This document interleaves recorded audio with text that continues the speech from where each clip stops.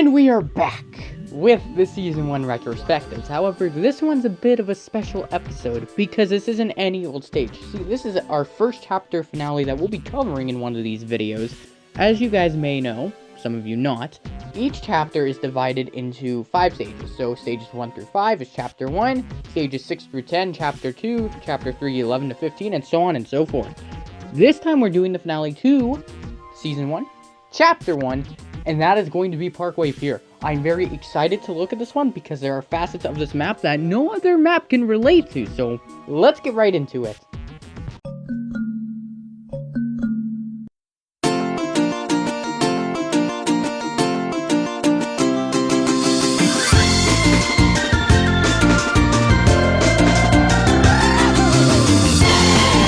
The job required to make Parkway Pier succeed was quite simple.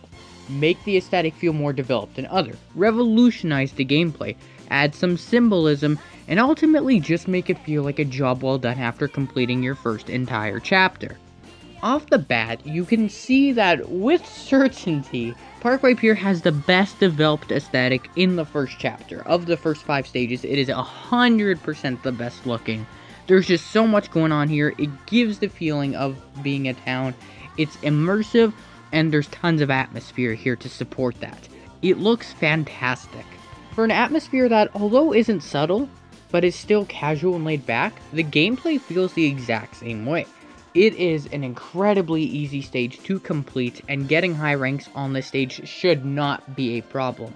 In fact, I've noticed on 5 different occasions, keep in mind these stages have had a total of 6 players, 5 different occasions that players made their turning point here. A lot of players struggled with the first 4 stages of Chapter 1, but then in this stage they hit it out of the park, and then they went back to the old ones and were better all around. Parkway Pier is a spark amongst it all. What's the most interesting part about Parkway Pier's difficulty is that it's super easy to get an S, but Champ and Glory, like always, challenge you a lot. And it's a really interesting combination of difficulty that allows this map to still appeal to intermediate and advanced players alike. Now, I will say, the fact that almost any player can pick up a controller or a mobile device or their keyboard and mouse and score an S on this, even so much as their first attempt, it does take away from the map. Yes, a lot of players made their turning point here. Yes, still particular ranks are as challenging to get as they always have been, but the easiness does take away from the map a little bit. A lot of players might expect a finale map to be really challenging, and if creators want to design a stage or map that doesn't make you pour beads of sweat and blood all over the place and want to take more of a casual approach, that is absolutely fine. Giving the player some breathing room and making more of a celebration from it rather than a final challenge is totally fine. However, Parkway Pier has been stripped so much of difficulty, there is pretty much no place you could slip up here. You might get caught on a couple blocks, but there are not really any obstacles that will actually hurt you in the run. That's how easy this map is, and it does hurt the map. Now, under normal circumstances, Parkway Pier could be sent from an S+ to an A just for this alone. However, I cannot do that because of the purpose it does in fact serve. That being to be a celebratory casual map. It is supposed to be a finale that rewards you rather than challenges you to reach even greater heights. And that's okay. That is allowed in these types of situations. Had Parkway Pier been the 4th stage, so the semi-finale stage, then we would have a massive problem. But as a stage that's meant to allow you to cool off, Parkway Pier does succeed with that in mind, albeit a little bit too much. So yes, the difficulty does allow it to lose a few points, but nothing too drastic as a whole because its purpose pairs up with what it successfully gave us, just not perfected. What's most interesting about Parkway Pier is that it's more than just gameplay to myself and Savannah. It's a message, it's symbolism, it's representative of a celebration for us to view and look in retrospect as to how far we've come since Altitude Arc. This map means a lot to us, and it's actually represented in the map itself because at one point, you're in a place that we as people are very familiar with. Parkway Pier is more than just a stage to myself and Savannah. It is a representation of everywhere we've been up to this point and where we were going to be after this. Now, we had no idea that after Parkway Pier would there be 18 other stages, but now, as we talk, there is. Unfortunately, we lost the first 20, so now we're reduced to a measly 3. But that is besides the point. This map is a token to us and a game to the rest of you, and that's totally okay, because we still designed the stage for you guys to have fun. And we appreciated all the times that people have played Parkway Pier and had a fun time on a stage that meant so much to us, and still it does mean a lot.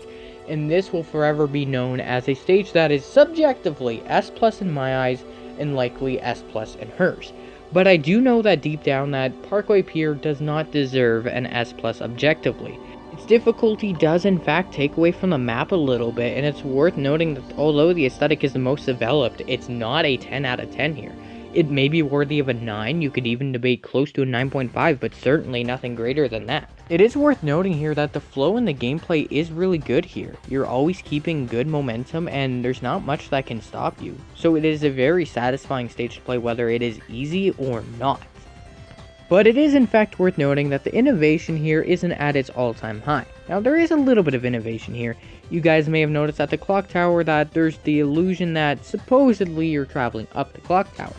Which illusionary works is fine and all, it just wasn't executed the best simply because there is a delay in the command blocks that allows the illusion to be kind of broken. So I'm not going to fault the map too hard for that, but I would say that innovation does fall slightly short as a whole. The map is a little bit too easy, the innovation's a little bit too lackluster. The aesthetic, albeit isn't perfect, is still great, and usually the only complaint that people can muster up is that they just wish it was longer.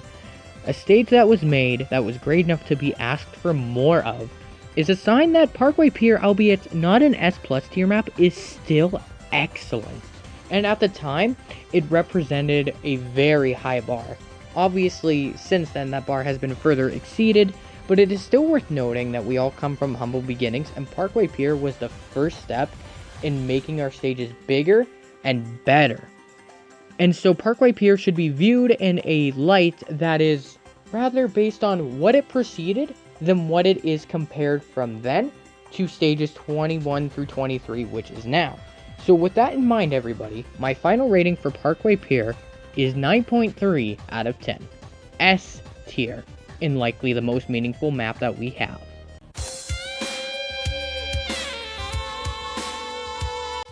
I will have to admit that making this video was a little bit more wishy-washy than I would have hoped for, but this map is extremely meaningful to myself and Savannah, so why the hell shall I hold back? I didn't bother to fight. So we are where we are. Alright, with that in mind, thank you guys for watching this video. I always appreciate your viewership, and with that in mind, I hope you guys have a wonderful day, and I will hopefully, that's a big hopefully, see you guys in Season 2, Stage 4, if not, Season 1, Chapter 2, Stage 1, overall Stage 6. So, whichever it may be, I'll see you in one of those two. Have a good day, everyone.